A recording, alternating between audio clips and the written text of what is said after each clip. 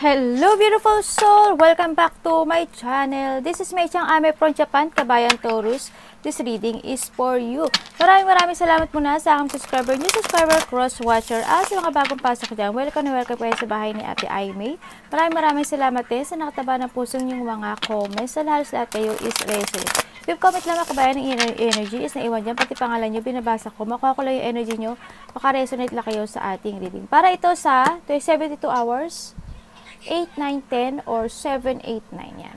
Kuhanin nyo ko saan. Maaring ito is a vice versa ha. Maaring energy mo, energy ng person mo, energy ng malapit sa puso mo. Maraming salamat sa mga nagpa-personal reading. Kung gusto po na personal reading at energy nyo lang ang gusto nyo makuha natin, nasa baba po ng video na how to contact me. Okay, may mga movement akong nakikita sa'yo for a change. No, maaring ay renewal ng sarili, new opportunities, makakaramdam ka daw ng pagod or you distancing sa isang situation. Magtatry ka daw ng another path sa nakikita ko dito. Yan, para sa iyo. Parang handun yung part na I want to stand up to my beliefs. Kanya, parang paninindigan mo yung gusto mong gawin sa buhay mo. No, may mga tao o may tao rin ako nakita na hindi ka gusto. For a change. Maaring ganon. Yan. May mga magbabago. Yan o. As in. Maraming magbabago sa buhay mo. May kakausap sa'yo Oh, maaring nanay mo. Maaring karelasyon. Malapit sa puso. To give advice. Ganyan. Maaring ikaw. Ito. Yan.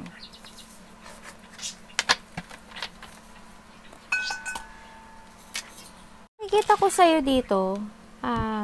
You learn from the past, no? May mga pag-iisip ako na nakita na gusto mong gawin to move on. Handito na yung babalik na yung or kailangan mo ibalik yung lakas mo, tiwala sa sarili, katatagan. No? You need to chase your dreams. May mga hinihintay ka Sa ngayon may hinihintay ka. Yung iba dito siguro you want to start a beginning of your journey. Maaring trabaho, maaring project, ganyan. Yan. And then, you are awakening to something. Then, sa nakita ko dito. Nakita ko rin na nagkaroon ng mga life-changing sa mga decisions mo. Nagkaroon ng awareness, self-evaluation. Nagkaroon ng mga decisions sa buhay. But you still waiting. No? Sa nakita ko dito. To something.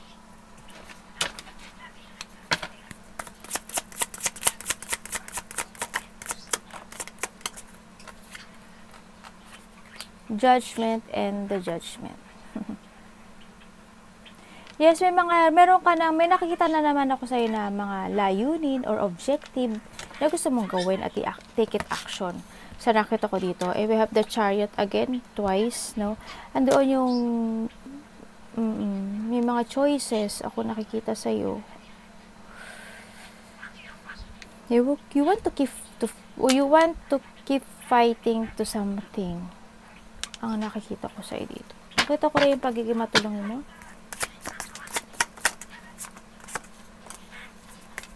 May mga pagpaplano for a change to make a new beginning. And nakikita ko rin na meron na talaga objectives o layunin na gusto mong gawin. Kailangan lang talaga dito na focus and take it action, no? Sa nakita ko dito. Nasasaktan ka? Bakit? Nakakalungkot ka rin, makakaramdam ka rin ng hurt. Ano po yun?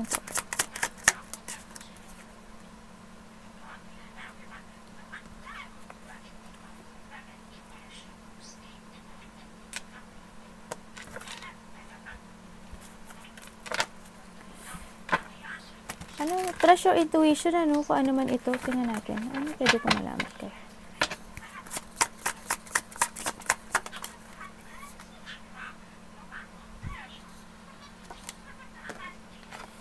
Ang busy-busy ng utak ninyo sa nakita ko dito. Ang busy ng utak niyo, parang every night may iniisip kayo No? Meron kayong sitwasyon sa nakikita ko dito na you try na balansehin. Oo, may mga sitwasyon ako na parang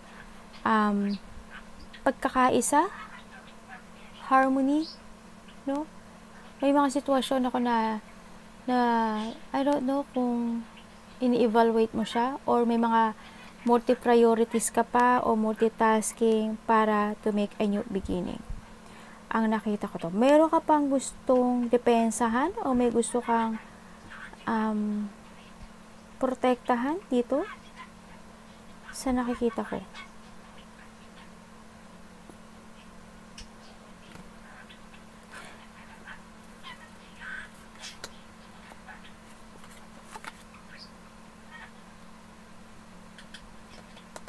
Siguro, teka lang may makikita malapit sa puso. Meron ditong malapit sa puso mo o basta nakabad mo na siya. Oo, pero parang ano siya, hindi ko alam kung sarili niya lang inisip niya o na kailangan ng healing. Yun ang nakikita ko. Kailangan ng take a rest. Maybe ikaw, kailangan mo siguro mag-rest, no? Sa nakikita ko dito. Huhukayin ko pa to. Teka lang Anong pwede ko malaman tayo?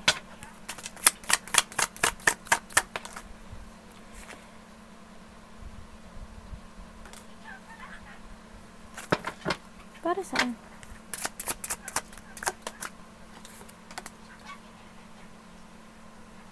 Lumabas na naman siya. Malilito ka. May mga pag-uusapan na pagkalito. O may mga iisipin every night na nalilito kayo. Yun ang nakita ko. May mga gusto kang gawin pero malilito ka. Maaaring pag-uusapan o may mga gusto kang maganap na pagkalito. May mga achievement ako nakita na maaaring malilito ka. Paano gawin, anong gagawin, anong dapat gawin, ganyan. Tingnan natin. 8 of Swords.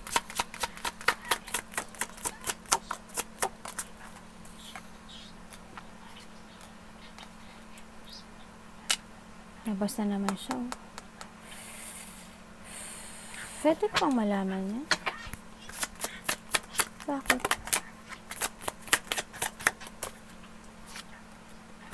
Okay, you're trapped. Hindi ka pa sa ngayon hindi ka pa makapag-desisyon. No? Hindi ko pa nakita yung decisions mo. Strange. Kailangan mo lakasan ang loob mo dito. Wala pang decision ako nakita sa'yo. Yung iba dito, may tao dito na nagiging very cold. Or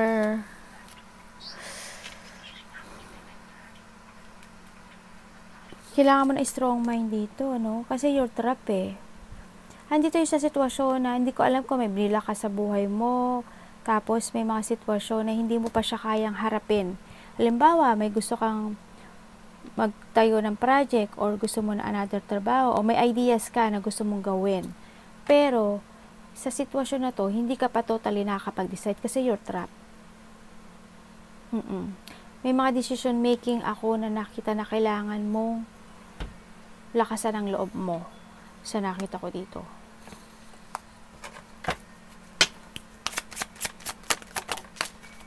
May tao dito na I don't know kung sino to na parang siya yung blockage. Maaaring iba dito nagkakaroon ng dark thought. Siya yung may tao na makasarili o sakim. Yung tao na to parang siya yung nagiging blockage mo to change to your best version. Ganon. Parang, I don't know, parang siguro may hinihintay pa, may ginagawa pa, siguro may ina-analyze, o may mga progress ako na nakita sa'yo, maaring ganon. No, may mga strategizing ka pa siguro na ginagawa, o may mga sitwasyon, ganon, ang nakikita ko. Kasi you want to jump to your fashion. Sa nakita ko dito, nakita ko yung mga excitement. I don't know why, bakit ang excitement mo? May fear and painful ako na nakikita para sa mga choices Pero handun yung excitement, handun yung malakas ng loob eh. Iba dito, umiinom ba kayo ng alak? May gambler ba kayo? Gambler. Nagsusugal ba kayo at ano mo? May addiction ba kayo? Mahilig ba kayo sa temptation? Or iba dito, ganun? Sinungaling, mahirap sa material world. May sitwasyon ako na nakita sa inyo dito na nakokontrol kayo.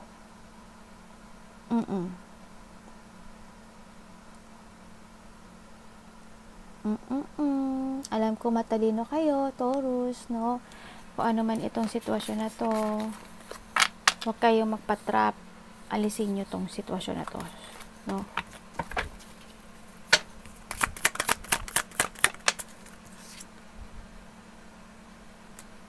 May tao dito. Maaring nanay mo. I don't know why, pero handito siya. Handito yung love. Handun yung they want harmony eh. Gusto niya ng renewal, maybe sa'yo. Or parang handito yung handito yung parang nagtitiis siya sa'yo. Maybe karelasyon mo, tatay mo, maaring ikaw, ito, ganyan. Parang handun yung pagkakaisa, parang may tinitiis siya sa'yo. Ano pong gusto niya sabihin?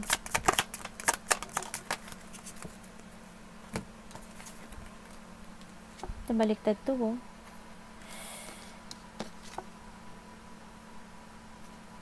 Alam mo, itong tao na to, kung ito nanay mo ha, sa nakita ko sa kanya, danger ang anxiety nito. May takot siyang nararamdaman. I don't know why, super emotion siya. Fear eh. May fear. Meron siyang nalaman, or maybe ikaw ito, may malalaman ka. Ganyan. And then, maaring yung illusioning, o yung tao na to nag-i-illusion for a change, maaring ganun, or ikaw. So, nakikita ko dito, parang, handin yung part na overkind siya sa'yo, or a vice versa.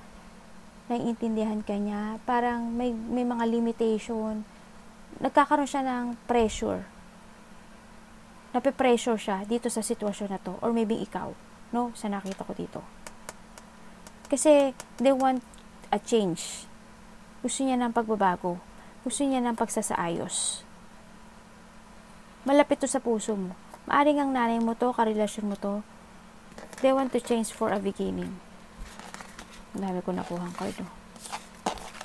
I don't know who. Maaring ikaw, may tao ka na gustong i-change yung buhay niya, maaring ganun, or maaring itong tao na to ganun. Baka ikaw napapariwara ka. Kung ano man yan, o hindi ka maka-make a new beginning sa buhay mo kasi there's something happening sa buhay mo. Kakaroon ng blockage. Siguro. Nakita mo, nagbabaliktad ang ano mo.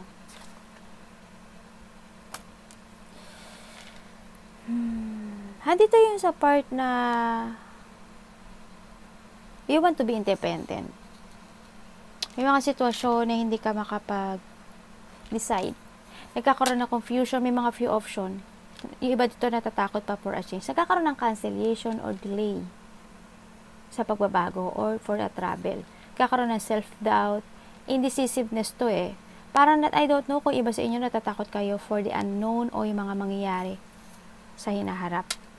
No, sa nakita ko to. Nakita ko rin na iba sa inyo na napapagod na kayo. You need to let go whatever holding you back sa nakaraan.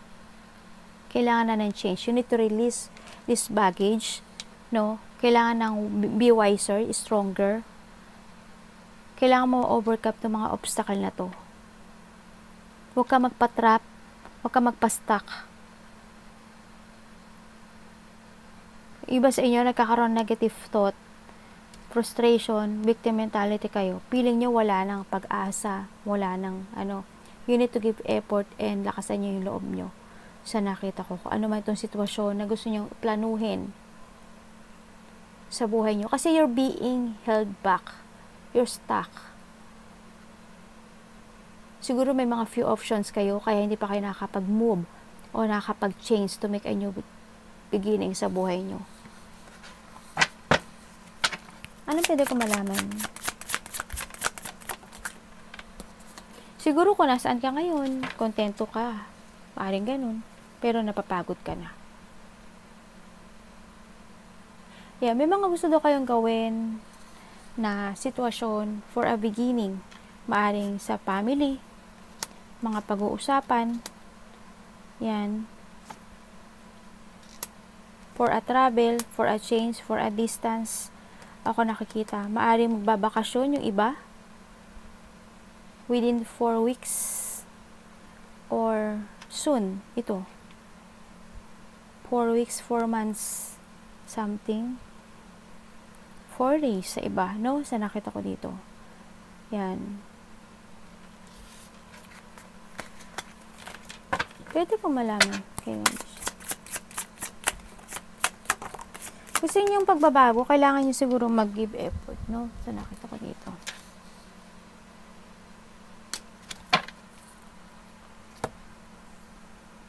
May tao dito na very kind, very, maari may nag-a-advise sa'yo na tao. Feminine man, masculine man siya, I don't know. Yan. When it comes naman sa sa kind, nahandin din yung nakikita ko yung very kind ka. No, sa nakita ko dito. May mga sitwasyon o may mga tension pa na hindi natatapos, kaya siguro hindi pa makapag-make a new beginning, kasi may mga gusto pang ma-achieve. May mga gusto pang masolusyonan dito. Maaaring ikaw nagbibigay ka ng advice or someone here is they giving advice sa'yo. May mga gusto ka daw umpisahan.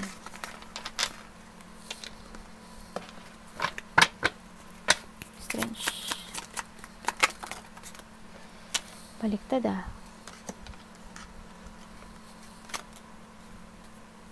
Nakita ko naman may motivation ka. You are moving on ka naman. Sa nakita ko dito. Hindi na may mga wish come true ako nakikita sa'yo. May mga satisfaction. May mga wish come true ka na gustong gawin. May mga achievement ka na, o dreams, ganyan. Maaring trabaho, kaperahan, new work, new job, new business. Yan. Parang may matagal ka nang gustong ma-achieve sa buhay mo. Yun ang nakita ko. Ano po yun?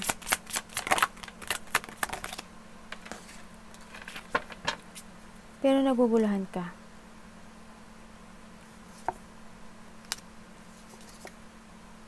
Related ang family, dito. Karelasyon. Trabaho. Business, ganyan. Kailangan ng lakas ng loob dito, no? Para ma-achieve mo. Kasi medyo nakikita ko dito. Hindi ko alam kung may nabubuli. Iba dito may binubuli kayo, no? Iba dito binubuli kayo sa trabaho nyo. Family nyo, ganyan. May mga conflict ako nakikita sa'yo. You need to let go something. Dito. Sa nakita ko dito. Kasi nakita ko yung emotions mo eh. No?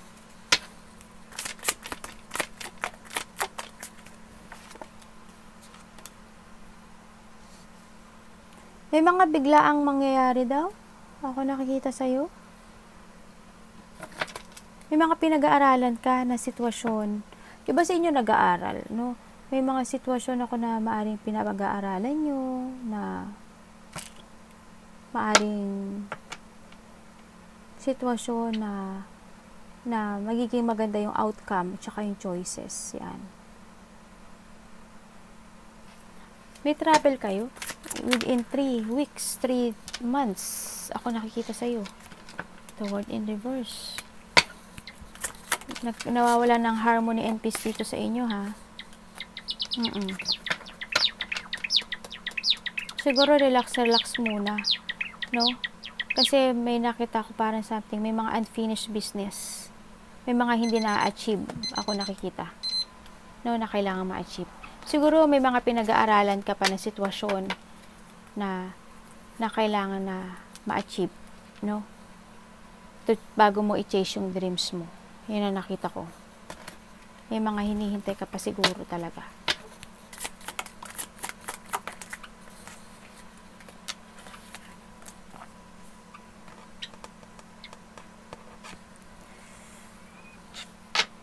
Oh, may hinihintay ka talaga.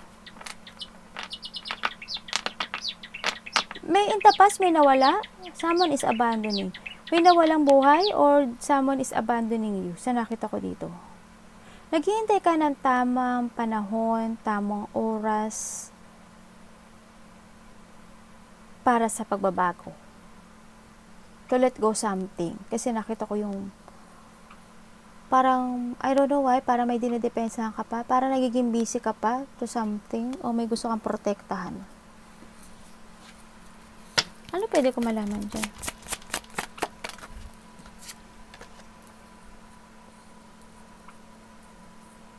O, parang nakikipag-collaborate ka pa to something eh. May hinihintay ka pa na sitwasyon kasi may gusto ka pang tapusin. Para may pag-aaral o may pagko-collaborate ako nakikita dito na oo, ganun. Para saan po yan?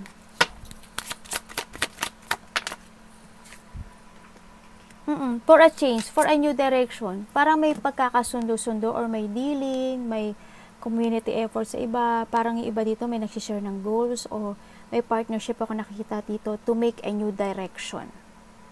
Yan, may mga hinihintay pa na situation ako nakikita dito. Yan, for a change, for a new direction. Yes. Yan. Para yung waiting pa, nag-wait ka pa talaga. No? May mga tinutulungan ka? O may kakausapin? O may tao nakakausap sa'yo? No? Dito. May mga pag-uusap-usap eh. Maring nanay mo, mga kapatid mo, ikaw. Yan ang nakita ko. Arigato namin sa God bless.